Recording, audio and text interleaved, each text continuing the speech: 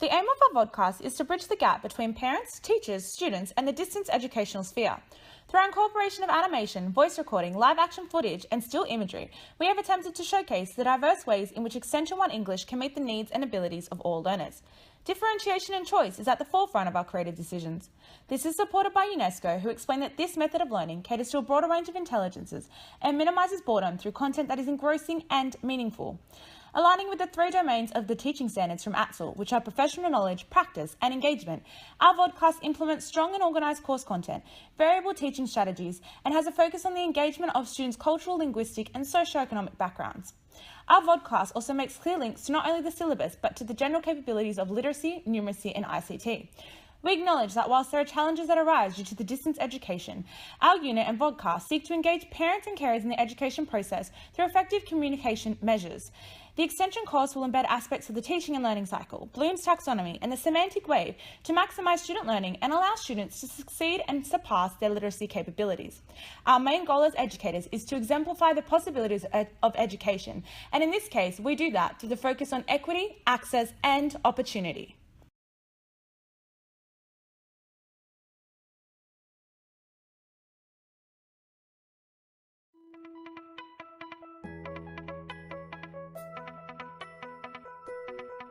Technology continues to evolve and influence our progressive world. The teaching and learning experience needs to change. Sunnydale High School has embraced these changes to create culturally aware 21st century learners in accordance with the Melbourne Declaration of Educational Goals. Not only do we prepare our students for life after school, whether this be further study or future employment, but we offer innovative and meaningful senior courses that nurture our students' individualised gifts, talents, and culture. As you'd expect, our interactive learning platforms conquer the isolation and disconnection often felt by students enrolled in distance education by creating a collaborative family of students, teachers, and parents. As a collective, our goal is to produce global citizens who thrive in all settings. Within the preliminary year specifically, or Year 11 as we oldies know it, your child has the opportunity to expand on their extensive knowledge and understanding of the value of literature within the highly sought after Extension 1 course.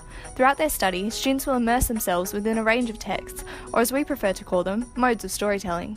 These stories come from various eras, genres, and cultures, so they can deeply consider the significance of literary production and its reception across location and time.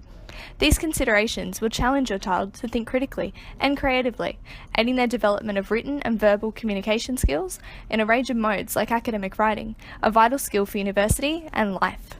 As the course structure simulates the HSC course, there are plenty of opportunities for extensive independent investigation, and we believe that our students are up to the task, as the academic and organisational demands of the course allow for greater autonomy, resilience, and accountability, ensuring that your child is more prepared for the academic demands of the HSC and will find pure enjoyment throughout their study of literature.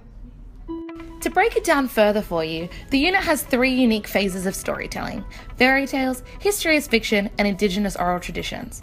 Our preliminary study focuses on the text, the original folk and fairy tales of the Brothers Grimm, the film Dracula by Bram Stoker, and finally, Scott Rankin's Indigenous play Nagapachi Nagapachi. But wait, there's more! Not only is there an emphasis on literacy and Indigenous culture, numeracy is embedded in our course content for those analytical thinkers in the room, through the use of comparative tables, break-off focus groups, and the regular use of polling for student choice.